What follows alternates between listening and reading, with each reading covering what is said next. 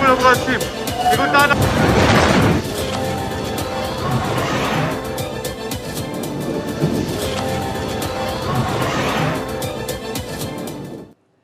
Israel समझाता रहा Iran को कि अपने न्यूक्लियर प्रोग्राम्स को यहीं पर अबॉर्ट कर दो।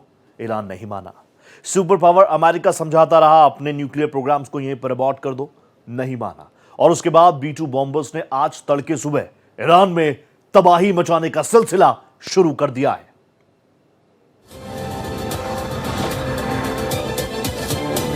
Brasil. Perguntar. Brasil.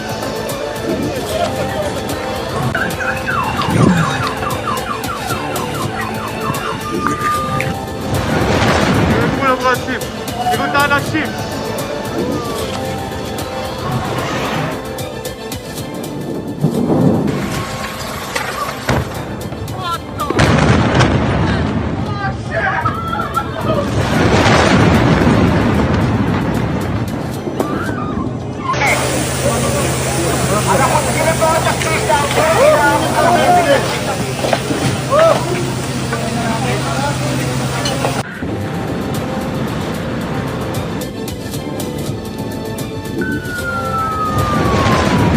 Brasil. Perguntar na China. תראי, זה עדיין מתפוצץ, מטל.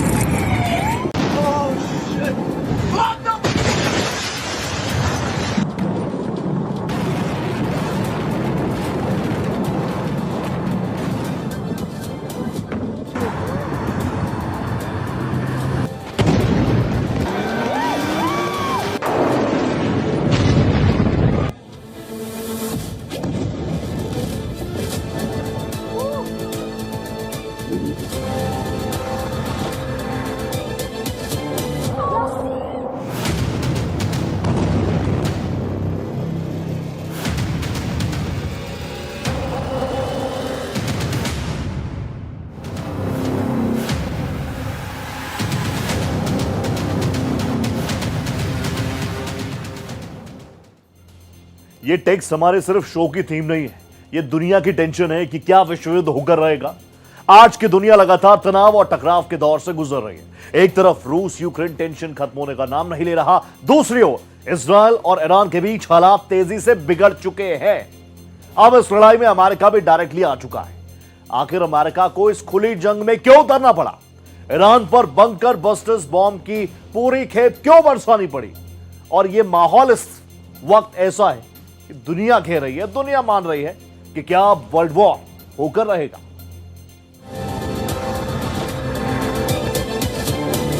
Brasil. Perguntar.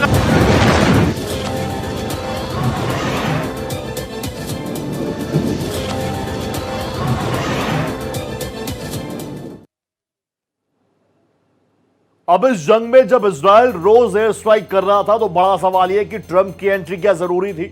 और इस जंग में ट्रंप के आने के बाद ऑब्वियसली युद्ध प्रचंड ही होगा। आखिरकार वो हो ही गया जिसकी आशंका पिछले कई दिनों से थी, जिस पर हम लगातार डिटेल्स आपको दे रहे थे। अमेरिका के राष्ट्रपति डोनाल्ड ट्रंप ने ईरान पर हमला करने के फैसले पर आखिरी मुहर लगा दी और अमेरिकी बम वर्षक विमानों ने ईरान के 3 न्यूक्लियर साइट्स पर धावा बोल दिया। अमेरिका ने ईरान के 3 बड़े परमाणु ठिकान यानी फोर्डो, नातांज और इस्फहान पर एयर स्ट्राइक्स की। अमेरिका के राष्ट्रपति ट्रंप ने इसे सफल हमला बताया, जो प्लान किया था उसका सफल एग्जीक्यूशन करार दिया।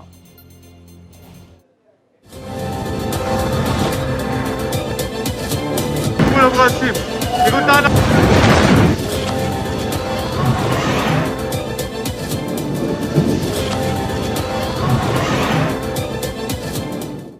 टेंशन शुरू हुए 10 दिन हो गए और इस 10वें दिन में अमेरिका की भी एंट्री हो गई। 10 दिनों का मंजर कितना भयंकर है उसकी बानगी आपको बताता हूं। इजरायल और ईरान के बीच युद्ध का 10वां दिन है। ईरान के हमले इजरायल पर भारी पड़ते हुए नजर आ रहे हैं। इजरायल भी ईरान पर जोरदार पलटवार कर रहा है।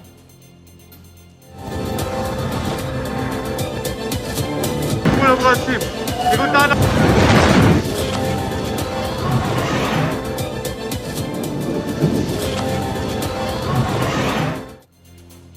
बम और बारूद के बीच असल किस्सा जो है वो वजूद का है। इसलिए ईरान भी है और इजराइल भी है, पीछे हटने को कोई तैयार नहीं है। कत्लेआम दोनों मुल्कों में जारी है। इस युद्ध का अंत कब होगा कोई नहीं जानता और यह दुनिया रूस यूक्रेन युद्ध में पहले ही एक्सपीरियंस कर चुकी है। Ulrachim, Sigundana.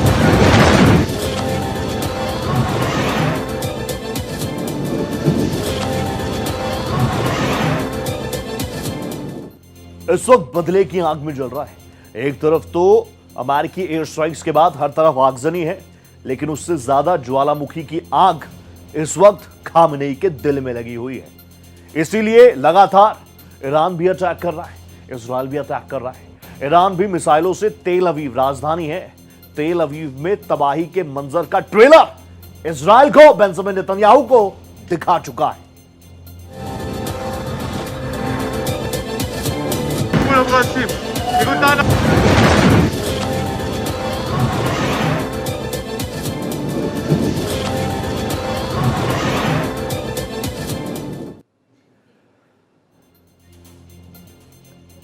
यहां से परिस्थितियां दुनिया के लिए खराब है। 6 ब्रेकिंग एक साथ आपको दिखा रहा हूं। देखिए सबसे बड़ी ब्रेकिंग 1 क्या है।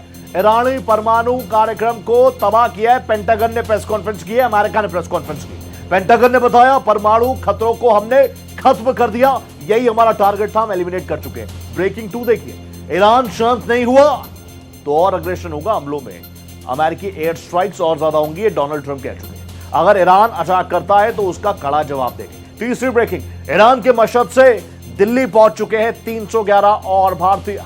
अब तक 1428 भारतीयों को स्वदेश लाया जा चुका है। यह कूटनीतिक जीत है भारत सरकार की। एक तरफ टेंशन है, दूसरी तरफ हमारी प्राथमिकता क्या है, जो इंडियंस वहां पर फंसे हैं उनको तुरंत इवैक्यूएट करके भारत लाया जाए। चौथी ब्रेकिंग देखिए, ईरान से इजराइल पर बड़ा अटैक लगातार जारी है। इजराइल में हमले के अलर्ट के सिर्फ और सिर्फ सारन बज रहे हैं। इजरायलीज बहुत ज्यादा परेशान है, अपने अपने घरों को छोड़कर सेफ हाउसेस में रहने को मजबूर है। 5वीं ब्रेकिंग, हॉर्मुज स्ट्रेट को बंद करेगा ईरान। ईरानी संसद ने एकमत से बड़ा फैसला लिया है। हॉर्मुज स्ट्रेट वो है जहां पर एशिया, खासतौर पर मिडिल ईस्ट, 20% से ज्यादा ऑयल और गैसेस की सप्लाई होती है इसी रास्ते से, इस रास्ते को बंद करेगा। छठी ब्रेकिंग, इजराइल ने पीएम नेतन्याहू ने, इजराइल के प्रधानमंत्री ने भी एक इमरजेंसी मीटिंग को कॉल किया। नेतन्याहू ने ईरान के मौजूदा हालात पर चर्चा की और ये उसमें ऑब्वियसली फैसला होगा, क्योंकि एक के बाद एक मीटिंग्स का सिलसिला लगातार जारी है। बेंजामिन नेतन्याहू वो खुद बदले की आग में जल रहे हैं, उधर से ईरान भी इसी अग्रेशन के साथ अटैक कर रहा है। अब मैं आपको ये समझाता हूं, आगे बढ़ते हैं कि 22 साल पुराना डर क्यों वापस आ गया, क्यों 22 साल पुराना डर सता रहा है। अब ये 22 साल पुराना डर क्या है आपको बताता हूं। खामनेई का क्या सद्दाम हुसैन जैसा हाल होगा, ऐसे इंडिकेशन है क्या? क्योंकि ईरान में सत्ता परिवर्तन के संकेत भी हैं और इसीलिए अमेरिका याद दिलाना चाह रहा है, नेतन्याहू याद दिला रहे थे कि जो सद्दाम हुसैन के साथ हुआ वो खामनेई के साथ भी होगा। ईरान में सत्ता परिवर्तन के भी संकेत पूरे हैं। लीबिया में क्या कुछ हुआ था हर कोई जानते हैं। बॉम्बर्स का इस्तेमाल लीबिया में भी हुआ था। B-25 बॉम्बर्स का इस्तेमाल लीबिया में भी यूएस कर चुका है। ईरान में इराक मॉडल रिपीट होगा क्या? यानी पूरा इराक अभी जिस तरीके से अभी अमेरिकी फोर्सेस के सपोर्ट से ही सरकार चल रही है, यही भविष्य है क्या ईरान का? नेतन्याहू ने इन बातों को कैसे यकीनी बनाने के लिए क्या तैयारी की है वो भी मैं आपको बताऊंगा। यह 22 साल पुराना डर है। इराक में क्या हुआ सब जानते हैं। अभी रूस के पास, किस देश के पास कितने परमाणु बम? रूस 6375, बड़ा जखीरा रशिया के पास है न्यूक्लियर बॉम्ब्स का। उसके बाद चीन 600, उत्तर कोरिया के पास 70 nuclear weapons, 70 nuclear bomb. America के पास नंबर 2 5177, 5177। सबसे ज्यादा आपने देखे होंगे, सबसे ज्यादा न्यूक्लियर बॉम्ब्स का जखीरा अगर किसी के पास है तो वो है रूस के पास।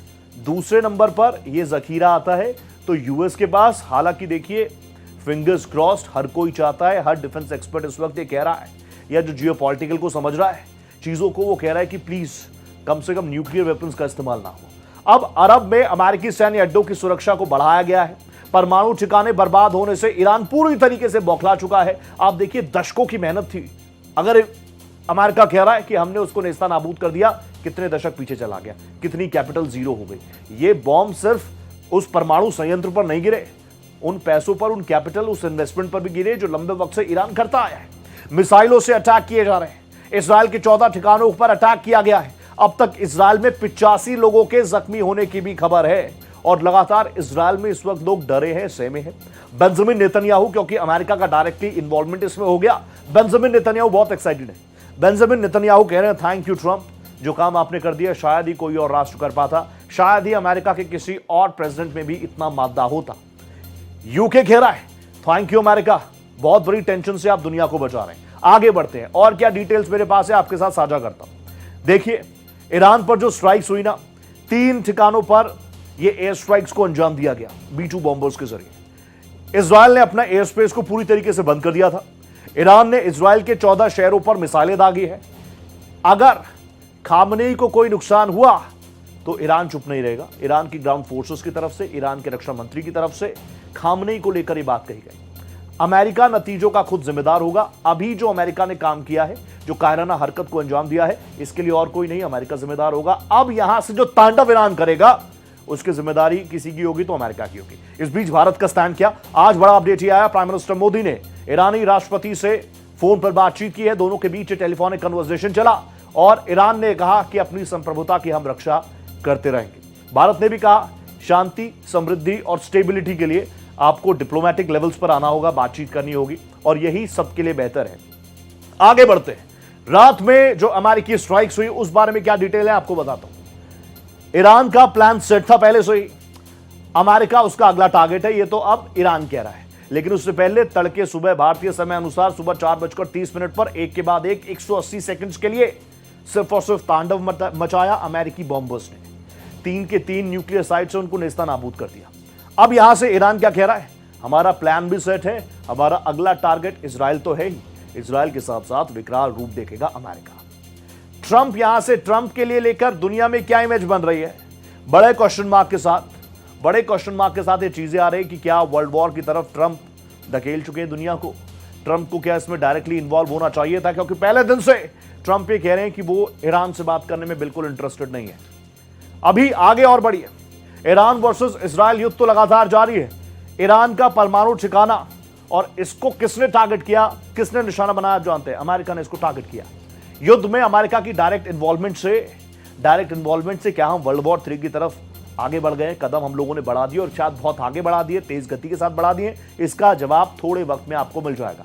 ट्रंप के शांति के जवाब में ईरान क्या करेगा, ईरान का अगला कदम बहुत कुछ डिसीजन लेने पर मजबूर करेगा दुनिया को। ईरान यहां से बैलिस्टिक मिसाइलों का रुख इजराइल की तरफ रखता है या अमेरिकी बेसिस की तरफ ले जाता है, यहां से बहुत सारी चीजें डिपेंड होंगी ईरान के अगले कदम से। तो यहां से ईरान भी कह रहा है, वो सीधे सीधे दुनिया को वार्न कर चुका है कि अब हम आपको बताते हैं ईरान को छेड़ने का क्या परिणाम होगा।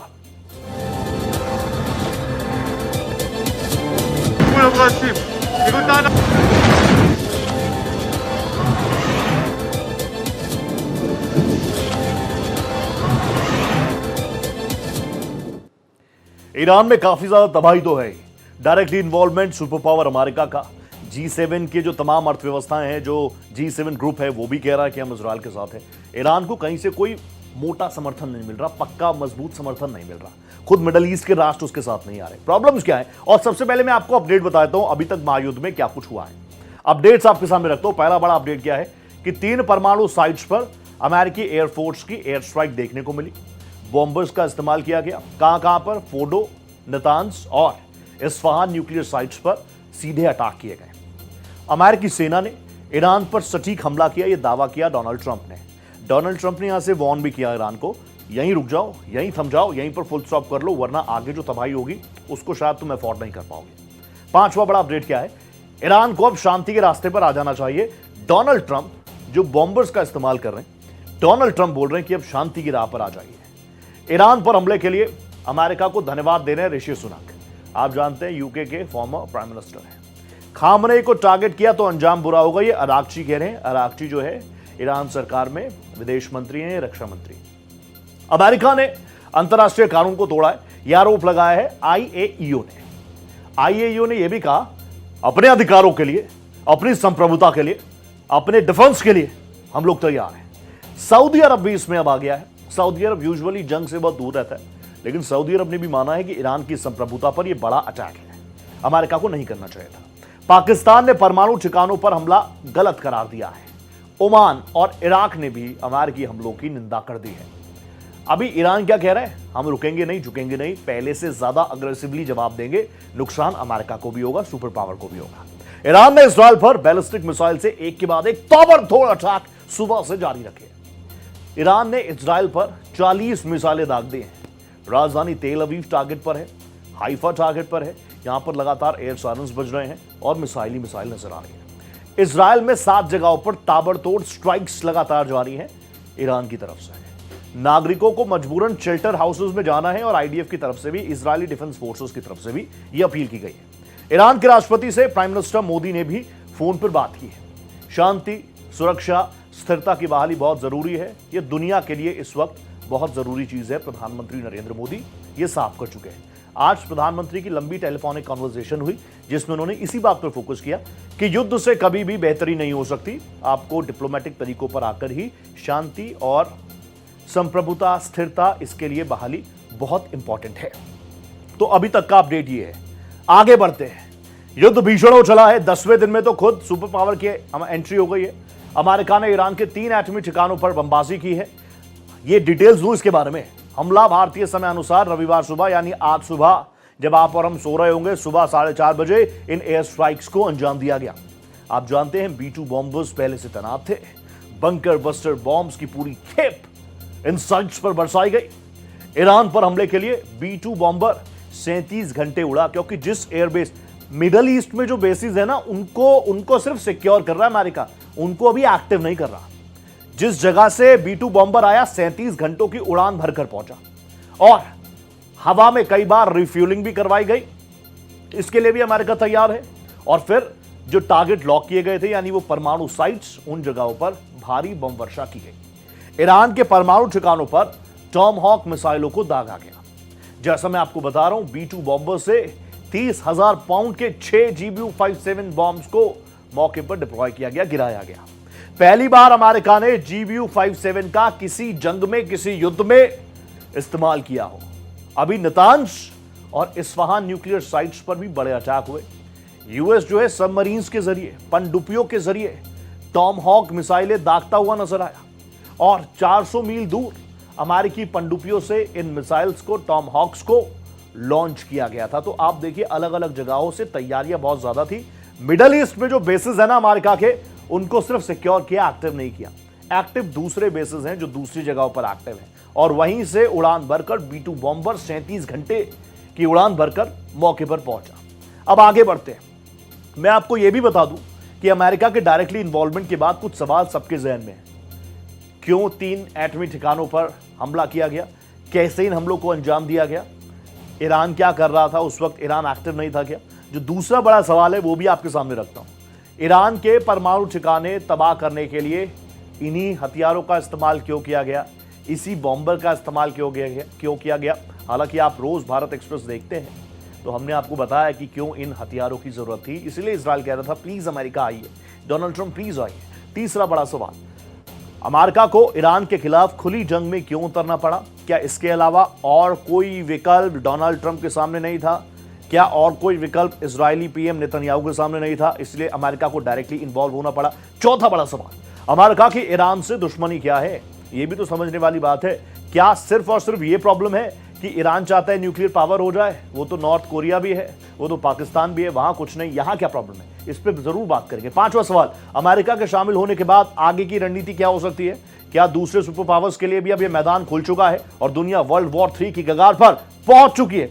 और बड़ी इंपॉर्टेंट डिटेल्स मेरे पास है, वो भी मैं आपको बताता हूं। अभी हम जिक्र कर रहे थे B-2 बॉम्बर्स की। B-2 बॉम्बर्स का इस्तेमाल हुआ है, कहां कहां इस्तेमाल हुआ? 2025 में ईरान में इस्तेमाल किया गया B-2 बॉम्बर्स का। साल 2011 में लीबिया में, आपको याद होगा सद्दाम हुसैन, वो जिक्र बार बार हो रहा है, लीबिया में बड़ा अटैक किया गया। साल 2003 में B-2 बॉम्बर्स का इस्तेमाल किया गया। GBU-57 पहली बार इस्तेमाल हुआ है। B-2 बॉम्बर्स का इस्तेमाल इससे पहले भी कई और जगहों पर अमेरिका रणनीतिक जीत के लिए इस्तेमाल कर चुका है। 2003 में इराक, साल 2001 पर आई है, 2001 में अफगानिस्तान पर, साल 1999 में कोसोवा पर भी B-2 बॉम्बर्स से बम वर्षा की गई थी। नया नहीं है, B2 बॉम्बर्स का इस्तेमाल हो चुका है। GBU-57 इन बॉम्ब्स का इस्तेमाल पहली बार अमेरिका ने किसी राष्ट्र में किया है, किसी जंग में किया है। और आगे बढ़ते हैं। एक तरफ ट्रंप ये अपनी शांति की बात कर रहे हैं शक्ति के साथ। बेंजामिन नेतन्याहू भी कह रहे हैं कि सबसे पहले शक्ति आती है, उसके पीछे पीछे शांति आती है। यहां से चीजें क्या, ईरान क्या करने वाला है? अमेरिका और इजराइल ने एक टीम की तरह यहां पर काम किया और बैकफुट पर ला दिया, बैकलैश किया ईरान को। कल रात का टारगेट सबसे चैलेंजिंग था। डोनाल्ड ट्रंप इस बात को मान रहे हैं क्योंकि सब जानते थे कुछ हो सकता है, कुछ हो सकता है, कुछ हो सकता है। ईरानी जो ग्राउंड फोर्सेस हैं वो भी जानते थे कि अमेरिका आ सकता है। बावजूद उसके बिना किसी कैजुअलिटी के, बिना किसी नुकसान के बॉम्बर्स आए, वापस भी चले गए। डोनाल्ड ट्रंप कह रहे हैं अब शांति का समय है, this is the time for piece, और अब सबको इसी दिशा में बात करनी चाहिए। ईरान को अपने हमले यहीं पर रोक देने चाहिए।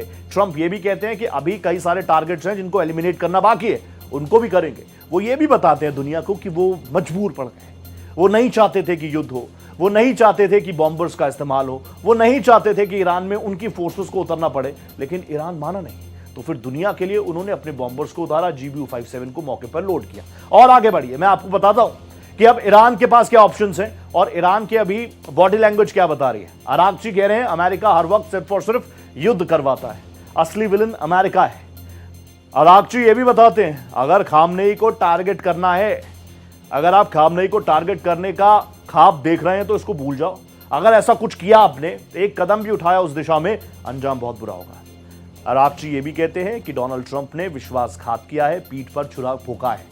ट्रंप ने अपराधी इजराइल का साथ दिया है, अमेरिका ने रेड लाइन को क्रॉस कर दिया है। यह भी ईरान की तरफ से कहा गया कि अब यहां से ईरान क्या करेगा, दुनिया को कोई अधिकार नहीं है बीच में बोलने का।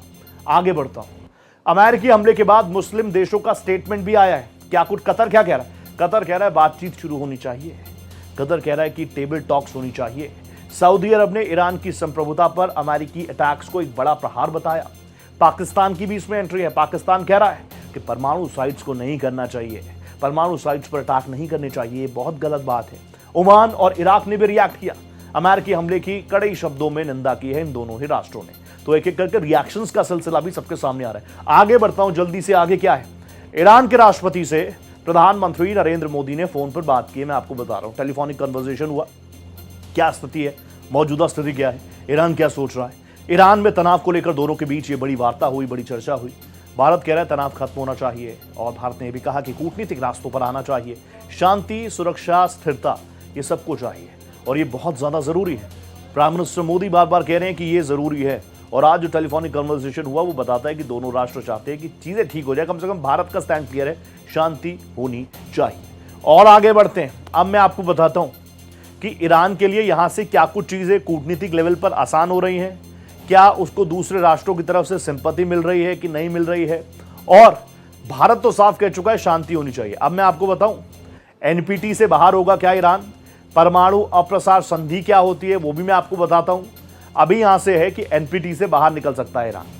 एनपीटी में क्या है? एनपीटी राष्ट्रों के लिए कुछ गाइडलाइंस जारी करती है। जैसे परमाणु अप्रसार समझौता ईरान तोड़ सकता है क्योंकि वो कह रहा है कि उसकी संप्रभुता पर हमला हुआ है, किसी और देश ने कुछ नहीं कहा, मैं इसमें नहीं बंधूंगा। ईरान की विदेश मामलों की संसदीय समिति ने एक बयान भी जारी किया है। परमाणु होड़ को खत्म करने के लिए एनपीटी बनी थी। एनपीटी एक ग्रुप बना, शांतिपूर्ण परमाणु ऊर्जा के लिए एनपीटी का गठन हुआ था। और बताऊं ये बहुत पुरानी है, ऐसी नहीं है आजकल की। 1968 में एक संधि को लाया गया, 1970 में इसको लागू किया गया। एनपीटी की शर्त क्या है वो भी आपको बताता हूं। एटमी हथियार सिर्फ 5 देशों के पास रहे, 5 देशों के पास, किसी छठे के पास ना आए। 5 देश कौन से वो भी बताता हूं। यूएस, रूस, चीन, ब्रिटेन और फ्रांस। इन 5 देशों के पास ही एटमी ताकत रहे। इस संधि में 5 देशों को परमाणु हथियार संपन्न माना गया। दुनिया के कई देशों ने एनपीटी पर साइन नहीं किया। इस संधि को भेदभावपूर्ण माना जाता है।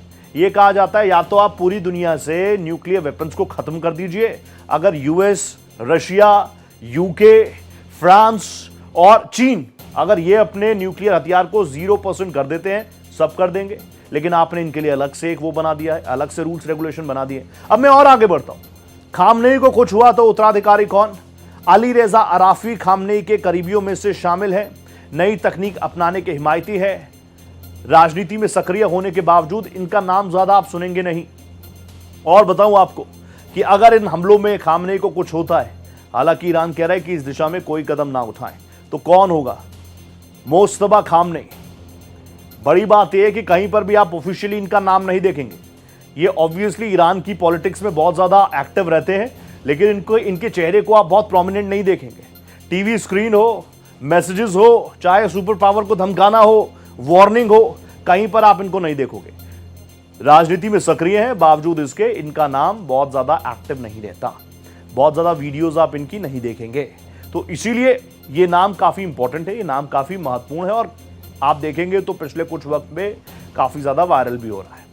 अभी ट्रंप लिस्ट में शामिल होने के लिए तड़प क्यों रहे हैं? 4 अमेरिकी राष्ट्र नोबेल चाहते हैं डोनाल्ड ट्रंप। नोबेल पुरस्कार for peace, Nobel prize for peace चाहते हैं डोनाल्ड ट्रंप। किस किस को मिला है? देखिए, 4 अमेरिकी प्रेसिडेंट को मिला है, एक जो है वो डिप्टी प्रेसिडेंट को मिला है, उपराष्ट्रपति जी को भी मिला है। तो साल 1920 में वुड्रो विल्सन को मिला शांति के लिए पुरस्कार। उसके बाद आगे बढ़ेंगे तो साल 2009 में मिला। साल 2002 का भी एक बार मैं आपके सामने जिक्र कर दूं, जिमी कार्टर साहब, जिनकी तस्वीर भी है, जिमी कार्टर को भी मिला साल 2002 में। फिर 7 साल बाद जब 2009 आया तो बराक ओबामा को भी ये अवार्ड मिला है, नोबेल प्राइज फॉर पीस मिला है। अब डोनाल्ड ट्रंप, जिनको हम एक बिजनेसमैन के तौर पर जानते हैं, ऑब्वियसली पिछले कुछ दिनों में सीज फायर मैंने कराया, बॉम्बर्स का इस्तेमाल कर दिया। आप कह रहे शांति होनी चाहिए, शांति होनी चाहिए, शांति होनी चाहिए। और अपने प्रिय मुल्ला मुनीर, आसिम मुनीर भी कह रहे हैं कि डोनाल्ड ट्रंप को नोबेल अवार्ड फॉर पीस मिलना ही चाहिए।